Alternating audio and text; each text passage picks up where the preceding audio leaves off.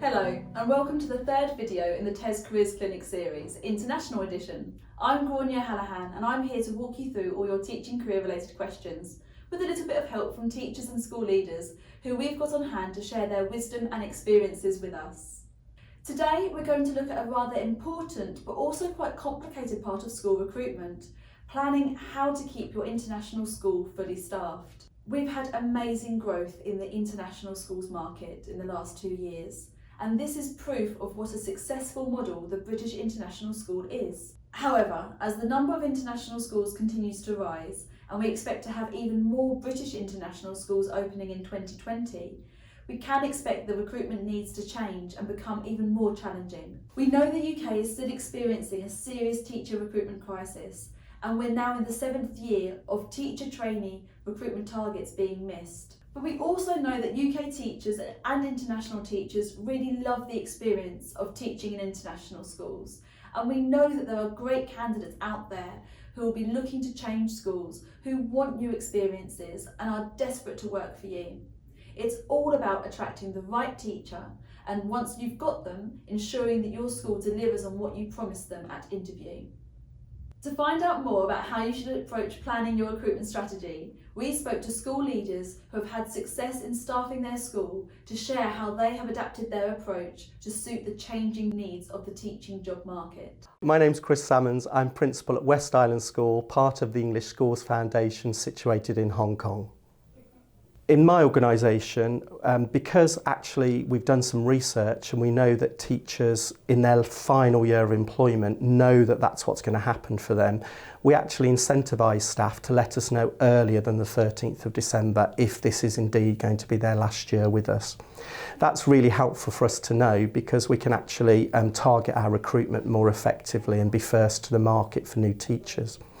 So this year, for example, I knew by the end of October that I had 3 positions which I'd need to replace for the following academic year. So I could put in an early recruitment process in this first window before I've even got to December. The next round of recruitment will be those staff who perhaps hadn't quite made up their mind, but by December they have finally made up their mind. This would be the last year of employment for them. So I'm sitting here on the 18th of December, so I know that when I left Hong Kong on Friday the 13th of December, I posted 8 adverts for staff that had let me know that this would be their last year of employment with us. And so that recruitment round will last now from the 13th of December to about the 6th of January to get written applications in, and then I'll work from the 6th of January to the end of January, and I'll probably fill most of those positions from the written applications that we get. And then really it's then people that haven't quite made the deadline to make their decision, or for example they're with a spouse that might be working in the banking sector and they suddenly have to move at the very last minute in March or April, for example. And unfortunately for them, because they've resigned late, they will forego any gratuity because that's the penalty of resigning late.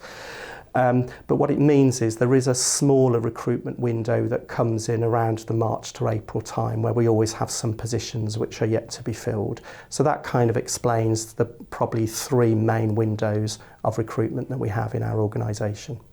One of the real benefits of being part of a large foundation like the English Schools Foundation is that there are 22 schools, and so there are 22 principals.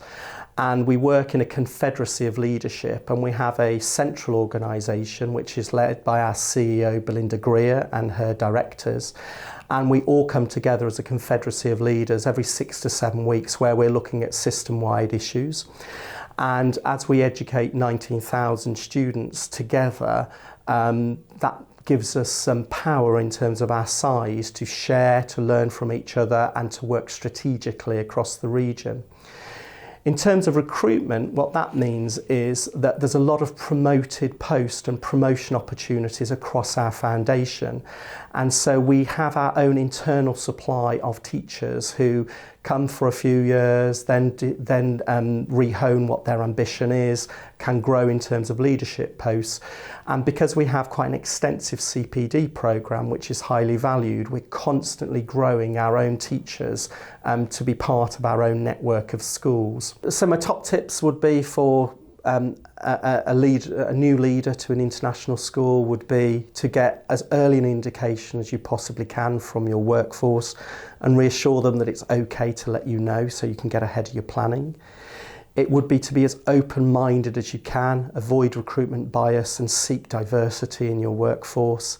And then the final thing would be through your questioning or through your referencing to try and find out what a candidate's resilience is, because moving to an international environment isn't just about adapting to the new school, it's also adapting to the local culture, and as yet that candidate won't know what they don't know.